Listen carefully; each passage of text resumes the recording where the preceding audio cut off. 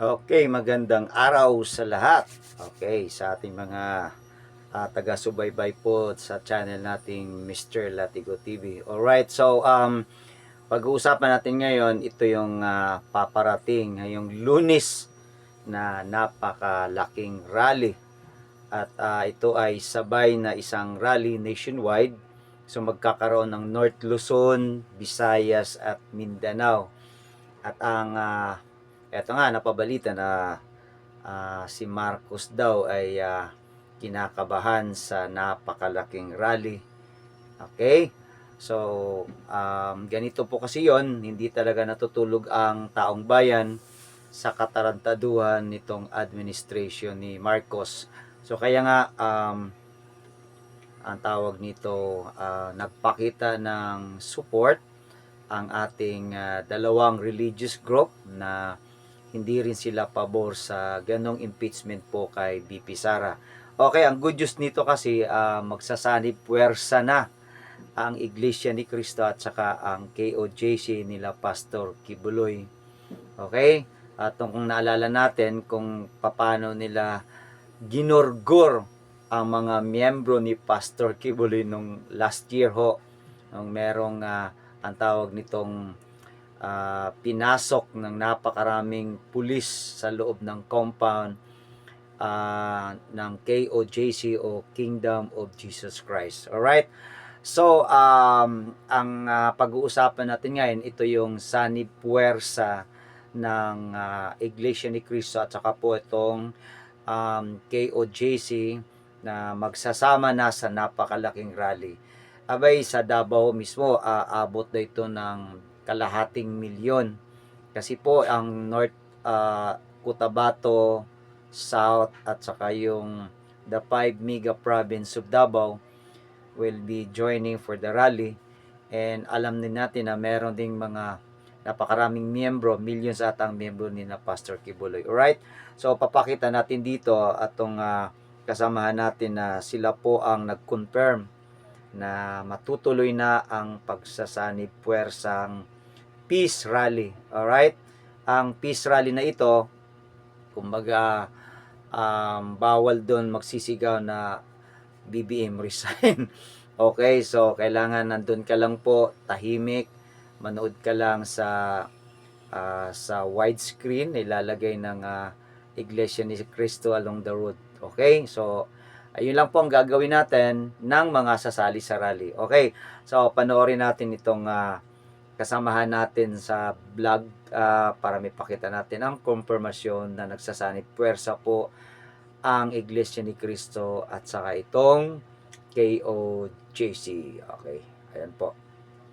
Handa na ang kanilang gagamiting banner at tarpaulin para sa kanilang mapayapang rally para ipaglaban si Vice President Sara na huwag siyang ma-impeach. At hindi lang yan ng plot twist. Posibleng magsanib pwersa na ang Kingdom of Jesus Christ at Iglesia ni Cristo para ipagtanggol si Vice President Sara. Ito ang ikinakatakot ni BBM na mangyari. Maging ang mga kongresista at re-electionist na tatakbo sa 2025 at 2028 dahil alam nilang wala silang makukuhang boto mula sa Iglesia ni Cristo kapag napatarsik nila si Vice President Sara. Kaya nga biglang kinabahan at biglang nagpa-meeting itong si BBM sa Malacanang kasama ang mga buwayang kongresista. Habang sinabi pa ng media na matagal na daw itong nakaplano at nakaschedule. Pero bakit ang nakalagay ay breaking news?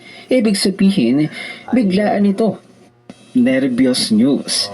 Bakit naging breaking news ang isang fellowship in Malacanang with surprise congressman? If it's breaking, then it wasn't a... Titigil muna natin ito. Okay.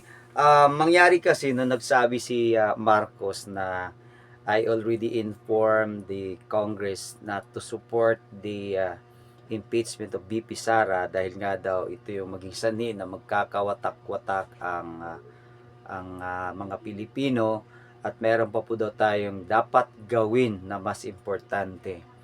Ang tanong na nakararami, for 3 years, Mr. President, ano pong ginawa nyo pinalapa nyo si VP Sara dyan sa mga buhayan nyo sa may kongreso. Okay?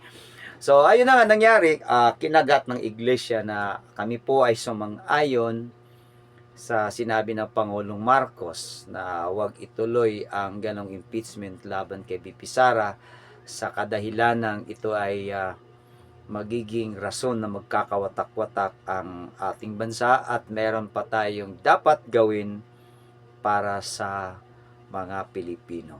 Okay?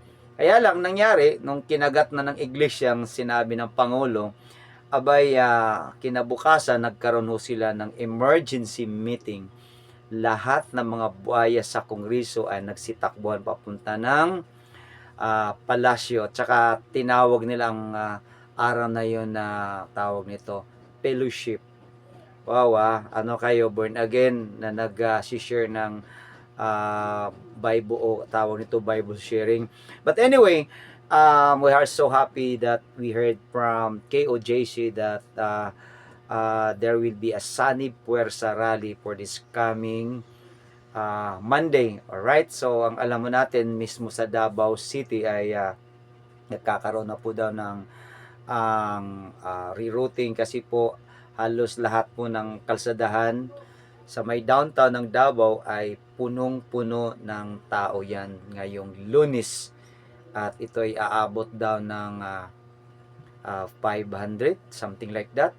At meron pang ibang grupo daw na sasali, taga ibang lugar na hindi na confirm noon, pero ngayon nag-confirm sila na sila po ay pupunta, ang mga taga Bukidnon. So, ayun, masaya rito yung mga sidewalk kasi kikita sila ng tiba-tiba. Alright, so ang kaganapan mo na ito ay malaki pong good news sa ating lahat na ito ay mensahe o pahiwatig po kay Mr. Marcos Jr. na ang kanyang administration po ay wala na sa tamang direksyon. At ang mga Pilipino ay hindi po tulog, bukas po ang ating mata, hindi po tayo natatakot anuman ang mangyari sa susunod pang mga araw. Alright, so ipagdas po natin sana na matiwasay at tahimik ang gaganaping rally nationwide, lalo na po dyan sa may Luneta na almost 2 million ho daw ang sasali doon. Okay?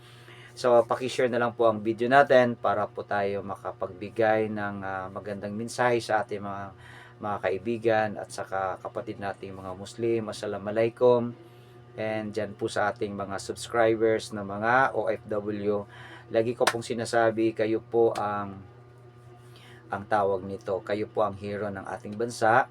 Bayani po kayo at kung hindi po sa inyo, matagal na pong tumaghilid ang ekonomiya ng bansa. Yun po ang katotohanan na hindi na po natin kailanman ay maitago. Okay, marami pong salamat. See you next time sa ating pong channel. Okay, bye-bye.